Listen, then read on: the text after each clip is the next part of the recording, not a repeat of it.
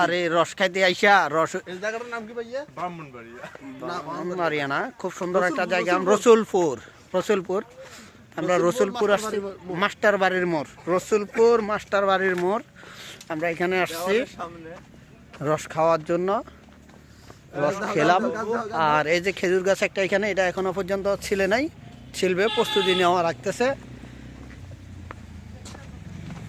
অনেক মানুষ আসতেছে, বাইক একটার পর একটা ঢুকতেছে এদিকে, না হলেও 1-150 পোলা পাই, 1-150 লোক, 1-150 লোক। রসুলপুরে এসে আমরা রস খেলাম।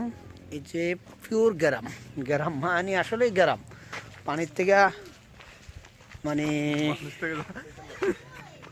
ধোঁয়া বাইরে হইতেছে পানির থেকে। আর কুয়াশা যদি ওইদিকে যদি দেখায়, দেখতেছেন কুয়াশার জন্য কিন্তু কিছুই দেখা যাচ্ছে না। এটা হলো প্রচুর একটা জায়গাটা আমাদের কাছে এমনি ভালো লাগলো রস খেতে এসে। আর মাটি, এই জায়গাটা কিন্তু প্রচুর ভিতরে, দেখছো না? ফ্যাট তুমি যদি আলু ফার্ম বাতাস দিয়ে ঢুকে রাখতে পারো, সমস্যা নাই। দিনের বেলা চাঁদ না, এটা হলো চাঁদ অলরেডি মেঘের রাজ্যে। মেঘ খুব সুন্দর, মেঘটা দেখছো না? দেখতে অসাধারণ লাগতেছে। আমাদের লোকগুলো কোথায় সেটা আমাদেরকে ওই জায়গায় খুঁজতেছে। কল একটা দাও না। এই যে রস খাওয়ার জন্য বাইরে সবাই যাইতেছে। রস এই যে রস, এই যে রস।